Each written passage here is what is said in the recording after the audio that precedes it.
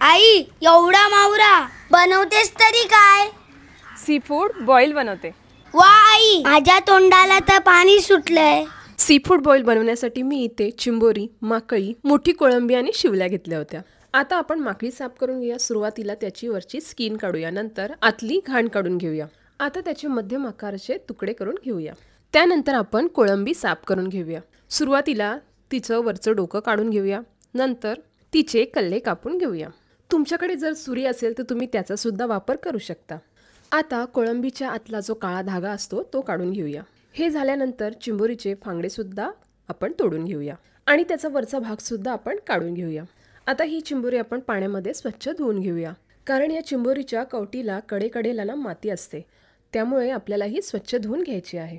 ही चिंबोरी धुताना तुम्ही ब्रशचा देखील वापर करू शकता, त्याने सुद्धा छान अशी साफ होते. चिंबोरी तर आपली इकडे साफ झालेली आहे. आता आपण कोळंबी स्वच्छ धुवून घेऊया. ह्याला सुद्धा 2 ते 3 पाण्यामध्ये स्वच्छ धुवून घेऊया आणि त्यातलं पाणी काढून घेऊया. आता एका मोठ्या पातेल्यामध्ये 2 तमालपत्र, 1 कांदा, 3 लिंबाच्या फोडी, 2 बटाटे आणि मका घालूया.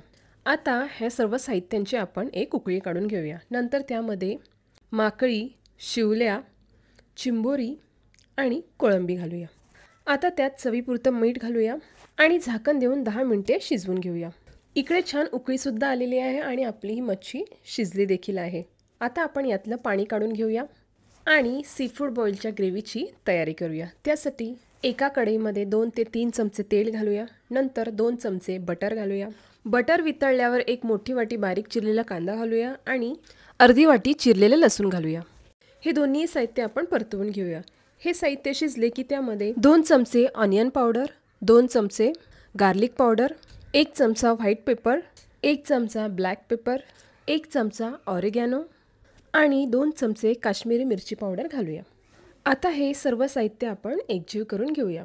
मसाला जळू नये म्हणून थोडं पाणी घाला आणि पुन्हा त्याला परतवून घ्या. आता आपण यामध्ये 1 वाटी भरून मगाशी उकडलेली मच्छी आणि भाज्यांचं पाणी घालूया. त्याचबरोबर चवीपुरतं मीठसुद्धा घालूया. आता उकडलेले सर्व साहित्य आपण एका मोठ्या पातेल्यात काढूया. नंतर त्यावर तयार केलेली ग्रेव्ही घालूया आणि मिक्स करून घेऊया. इकडे आपली सीफूड बॉईल थाळी तयार झालेली आहे.